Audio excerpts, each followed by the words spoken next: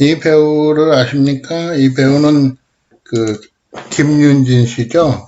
그 한국에서 그 국제시장으로 유명해졌고 미국에서도 로스트에서 이 장면도 로스트의 한 장면인데 유명해진 배우인데 10살에 미국 이민을 왔죠. 그래갖고 뉴욕의 그 유명한 그 예술고등학교 라가디아 하이스쿨을 졸업했죠. 물론 뭐 연기과는 아니었다고 하지만 그 학교 분위기가 예술고등학교니까 뭐 서로 왔다 갔다 하면서 항상 그런 그 교류를 하는 분위기라서 연기과 학생들하고도 많이 친했을 거고 그쪽 수업도 아마 들었을 것 같습니다. 하여튼 그 자리 잡은 미국의 배우가 되었죠, 이제. 그래서 이게 이제 한 인터뷰에 나와서 한 영어를 하는 장면인데 영어로 인터뷰하는 장면인데 영어를 참 잘하죠? 이제 세련되게. 네, 그렇습니다. 영어를 잘합니다. 그러면 뭐 미국에 살면 다 이만큼 할까요? 아니죠. 전혀 그거하고는 거리가 먼 얘기죠. 미국에 수십 년을 살아도 저 배우만큼 영어를 하는 건 쉽지 않죠. 그만큼 노력을 했다는 뜻이고 또 어려서 와가지고 학교도 다니고 그랬다는 뜻이니까 지금 여기 사진에 보이는 장소는 LA에 있는 코리아타운 뭐 보면 싸이 얼굴도 있고 소주 광고도 있고 뭐 누가 봐도 확실하죠. 코리아타운의 모습입니다. 코리아타운을 형성하고 한국 사람들이 거기서 생업을 이어가는 건 참 좋은데 한국 사람들은 다른 민족보다 그래도 대학 졸업률이 높은 그런 사람들로 알려져 있습니다. 뭐 지금 현재는 젊은 사람들로 따지면 전 세계 1위죠. 대학 진학률이. 그 정도로 알려져 있는데 그렇다면 오늘 알아볼 내용은 그러면 도대체 어느 정도 영어 실력이 돼야 미국에 가서 미국 직장에 취업을 하고 그걸로 밥을 벌어먹고 살 수 있는가. 뭐 코리아타운에서 뭐 한국 사람들 상대로 장사해서 하는 거는 누구든지 할 수 있는 내용이죠. 근데 이제 약점이 전에 제가 말씀드렸다시피 주로 이제 자영업에 의지하다 보니까 자영업이라는 거는 의료보험도 없고 또 항상 수입이 불안하고 그러다 보니까 그 높은 대학 졸업률에 비해서 한국 사람들이 소득이 낮고 미국에 있는 아시안들 그룹에서 굉장히 낮은 편이죠. 그런 결과가 나오는데 저는 그 원인을 그 영어 실력 부족으로 파악하고 있습니다. 뭐냐? 미국 직장에 제대로 된 직장에 취직해서 일할 수 있는 영어 실력이 안 되니까 할 수 없이 그냥 자영업에 물론 자영업을 비하하는 거 아닙니다. 자영업에서 성공하시는 분들도 많고 또 자영업이 단기간에 자본을 모을 수 있는 그런 좋은 것이라는 것은 동의합니다. 그렇지만 장기적으로 봤을 때 당장 뭐 의료보험 문제만 해도 미국 직장의 의료보험 굉장히 좋습니다. 공무원만 되면 뭐 치과에 안과까지 다 되고 안정까지 다 해주고 애들 이빨 교정도 해줍니다. 그런데 그런 직장에 당장 뭐 취직할 수가 없는 상황인 가장 큰 이유는 원하는 사람들에게 바로 영어 실력 부족이 아닌가 싶습니다. 그래서 도대체 어느 정도 영어 실력이 돼야 미국 직장에 취직을 할 수 있나 그걸 한번 알아보도록 하겠습니다. 먼저 한국 사람들의 그 영어 실력을 한번 알아보죠. 뭐 그런 어떤 통계라는 게 뭐 목적에 따라서 다 결과가 달라질 수 있으니까 일단 제일 보편적인 그 외국 미국 유학을 갈 때 쓰는 그 시험이죠. 토플 성적에 토플은 ETS라는 기관에서 주관을 하는데 2018년 각 나라별 그 성적을 발표한 게 있습니다. 그 성적을 갖고 얘기하면 한국은 전체 168개국 중에 75위에 올랐다고 합니다. 물론 이 성적 산출에서 뭐 미국이나 뭐 영국 같은 나라는 빼고 계산을 했죠. 그런 것까지 치면 더 낮아지겠지만 그러니까 한국은 결국 중위권에 머물러 있다. 그나마 뭐 조금 위안이 되는 건 중국이나 일본보다는 높지만 뭐 싱가포르 같은 데 비하면 아시아권에서도 많이 뒤져져 있다. 뭐 이런 결과가 나왔죠. 그래서 그렇게 투자한 거에 비해서 썩 공부를 영어를 잘하는 사람들은 아니다. 한국 사람들은. 그래서 그 내용을 살펴보면 이렇습니다. 한국 사람들 읽기에서는 그냥 뭐 좀 우수한 성적 22점 정도 되니까, 그 다음에 듣기에서도 뭐 괜찮은데 말하기에서는 아주 많이 떨어진다, 뭐 이런 결과가 나왔습니다. 그래서 쓰기도 뭐 그냥 중간 정도, 뭐 그 정도 되는 실력인데, 그 비슷한, 한국이랑 비슷한 수준을 기록한 나라가 네팔이죠.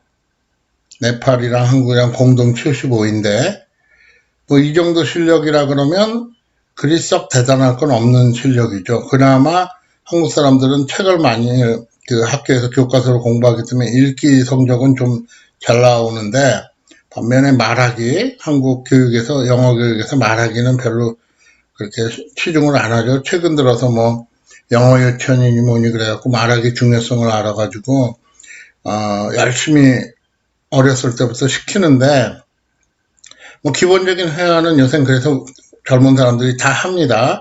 그런데 조금만 심도 있게 들어가면 안 되죠. 그 안 되는 이유가 저런 그 표현력과, 그리고 그 모국어가 아니기 때문에 할 수 없는 내용이긴 하지만 어떤 그 발음의 문제, 그 다음에 이제 자신감의 문제 뭐 이런 데서 오지 않나 생각하는데, 이런 현상은 미국에 사는 교포들 혹은 유학을 온 유학생들도 마찬가지입니다. 여기 나오는 이 데이터가 그 미국의 공무원들 평균적인 그런 임금 레벨 얘기하는 건데, 보통 보면 여기 보면 가장 많은 그런 숫자가 한 6만 불에서 7만 9천 불, 8만 불까지 얘기하는 거죠. 6만 불에서 8만 불이 많고, 그 다음에 많은 게 8만 불에서 10만 불 수준이고, 보통 미국에서 대학을 졸업하거나 혹은 경력이 있는 사람이 공무원에 취직하면 이 정도 소득을 올립니다. 미디안이 7만 9천 불, 자, 중간값이 7만 9천 불이라는 얘기인데,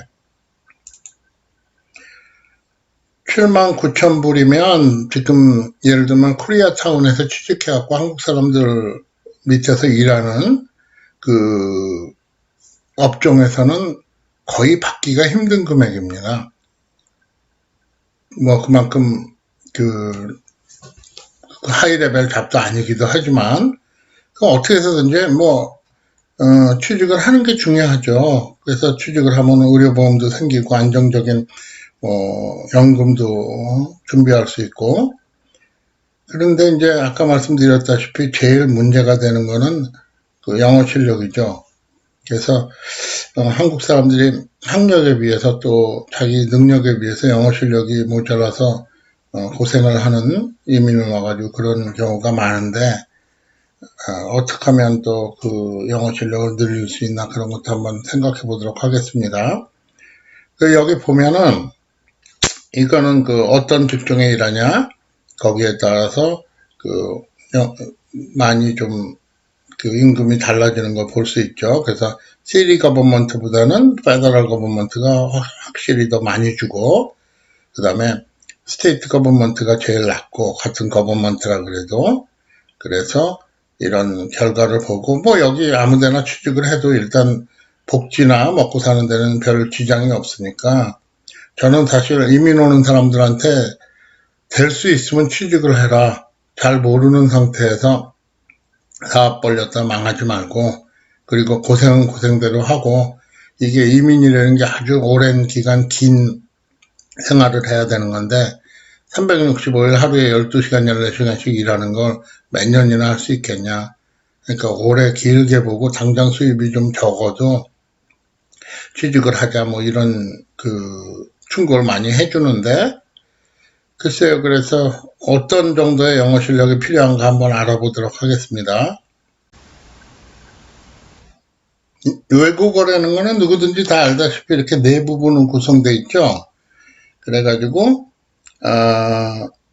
스포큰 파트와 리튼 파트, 그래가지고 스포큰 말하기 파트에서는 들리면 말할 수 있고, 리스닝이 되면 스피킹 할 수 있고, 리튼 파트에서는 리딩이 되면 읽을 수 있으면 쓰기가 된다, 뭐 이렇게 일반적으로 돼 있죠. 그래서 처음 공부하는 게 리스닝하고 리딩을 먼저 하고, 그 다음에 이제 그럼 자연스럽게 스피킹하고 라이팅이 조금 나아진다, 뭐 괜찮아진다, 맞는 얘기죠. 그렇게 돼 있는데 한국 사람들은 일반적으로 한국에서 영어를 배운 사람들이 우리가 리딩은 잘하는데 스피킹을 못해 이렇게 얘기하죠. 스피킹을 못한 얘기는 리스닝을 못한다는 얘기고, 리딩은 잘하는데 잘하는지는 잘 모르겠습니다. 그렇지만 하여간 다른 분야에 비해서는 잘하고 다른 나라에 비해서는 잘하는 건 사실입니다.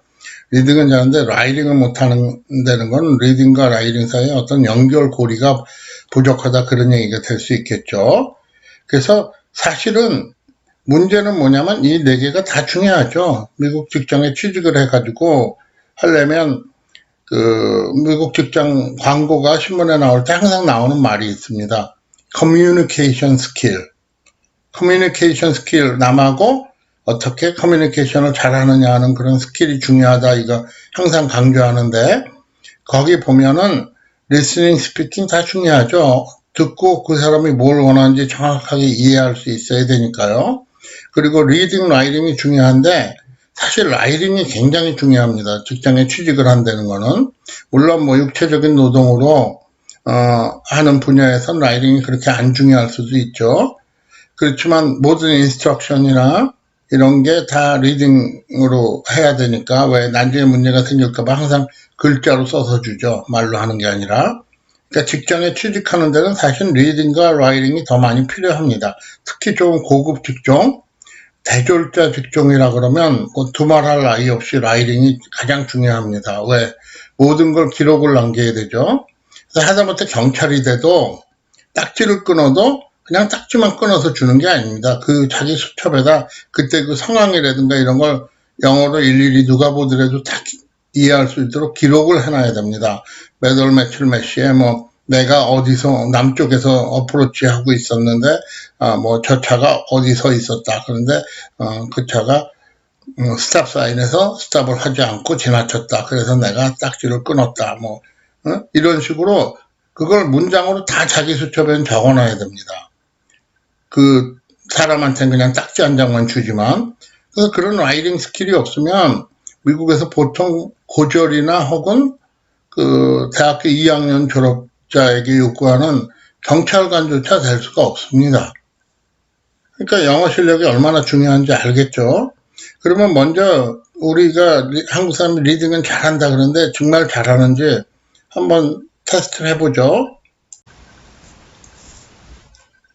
그럼 먼저 그 리딩 먼저 살펴보죠. 리딩 하면 제일 먼저 떠오르는 게 역시 SAT죠. 미국의 고졸자들이 그 대학을 가기 위해서 보는 시험이죠. 물론 뭐 공부를 잘하는 애들은 아주 쉽게 만점을 받고 못하는 애들은 뭐 중간 이하에서 헤매는 그런 시험인데, 여기 있는 게 SAT 문제 중에 하나입니다. 그 칼리지 보드 SAT를 만드는 기관이죠. 거기서 샘플이라고 내놓은 겁니다. 이 문제들 중에 쉬운 편에 속하는 문제입니다. 먼저 이 first paragraph만 한번 속으로 읽어보십시오.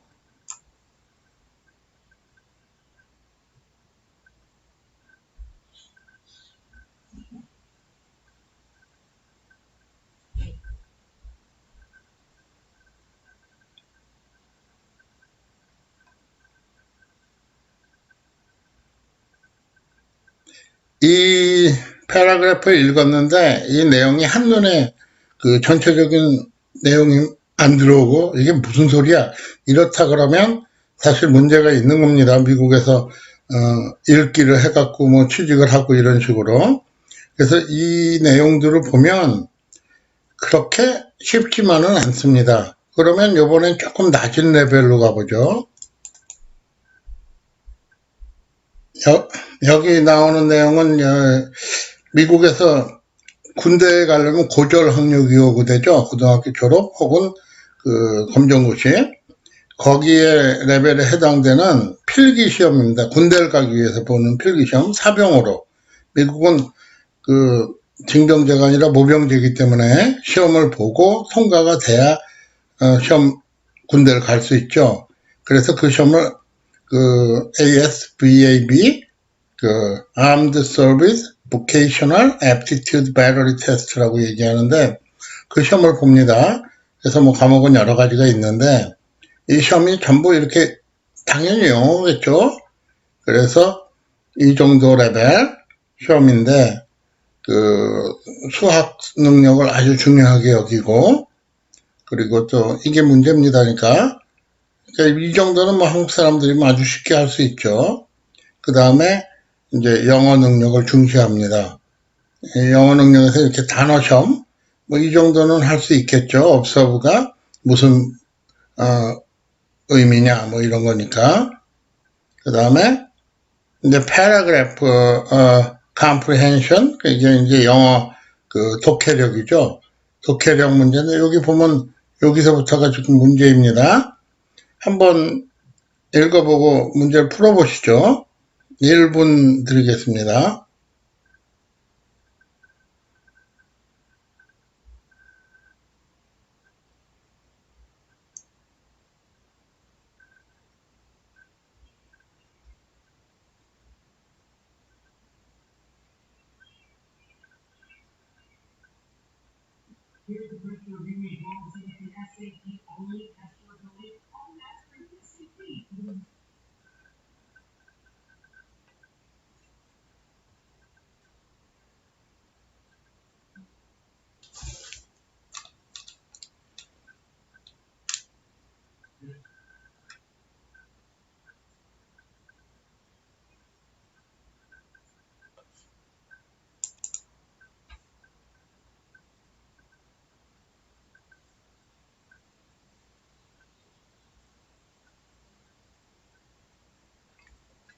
자, 문제를 푸셨나요?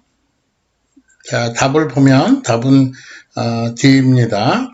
그래서 이 답을 가지셨는지 모르겠는데 그렇게 뭐 쉽지만은 않습니다. 정직하게 얘기하면. 왜? 미국 애들한테는 굉장히 쉬운 내용이죠. 이 정도는. 수학은 그 대신 뭐 한국 사람한테 엄청나게 쉬운 거죠. 그 다음에 이제 일렉트로닉 인포메이션 같은 것도 이 문제는 그 단어 자체를 모른다는 게 그런 것들이 문제가 되는 거죠. 이 문장은 짧고 쉬우니까 뭐 크게 문제될 게 없죠. 그래서 그 이런 다양한 시험을 보는데 시험을 통과를 해야 됩니다. 죽든 살든 그 시험을 통과해야 뭐 되는 거지. 뭐 대부분 공무원 시험 저기 시험이 있죠. 그다음에 뭐 나머지 같은 경우에는 직종에 따라서 다르긴 하지만 라이센스를 받아야죠. 아니면 서티피케이트를 받아야죠. 그러니까 뭔가 리튼 시험을 반드시 봐야 됩니다. 그래서 그런 면에서 본다 그러면 그렇게 뭐 만만한 게 아니죠. 그냥 미국 가서 뭐 한국에서도 한국말로 시험 봐도 패스하는 게 어려운데 미국에서도 쉽지 않습니다. 마찬가지로. 그래서 먼저는 살펴본 바에 따르면 대부분 분들이 이 동영상을 보시는 분들이 그렇게 리딩을 이렇게 생활에 필요할 만큼 취직을 할 만큼 내가 썩 잘하는 게 아니구나 이런 거를 느끼시는 분들이 있으실 겁니다. 가끔. 그러면 뭐 스피킹은 더 말할 필요도 없죠. 물론 근데 그나마 다행인 건 스피킹은 시간이 가면서 해결이 됩니다. 근데 리딩 앤 라이팅은 시간이 가면서 해결이 안 된다는 게 문제죠. 노력을 안 하면. 특히 라이팅 같은 거는 뭐 뼈를 깎는 노력을 안 하면 키거 리포트 써서 갖다 주면 이게 무슨 소리니 뭐 이래 버리니까 그런 직장에서 취직을 해서 좀 고급 일을 하기에는 너무 약점이 많은 거죠. 그러니까 처음부터 본인들이 알아갖고 아예 포기를 해버리고 미국 직장 취직을 안 하려고 그러죠. 이 사진은 그 뉴욕시 교육공무원 노조, UFT죠. 그 노조에 속해 있는 사람들이 이제 모여서 행사를 하는 사진인데, 제가 생각하는 그, 아까 말씀드린 리딩, 라이팅, 그 다음에 뭐, 인간관계라는 게 결국은 남의 말 들어주고 또 자기 말을 하고 이런 데서 나오니까, 성공적인 그 직장 생활을 하려면 다 중요하죠. 인간관계에선 스피킹하고 리스닝이 중요하고, 그 다음에 이제 프로페셔널 어빌리티에서는 리딩 앤 라이팅이 중요하고요.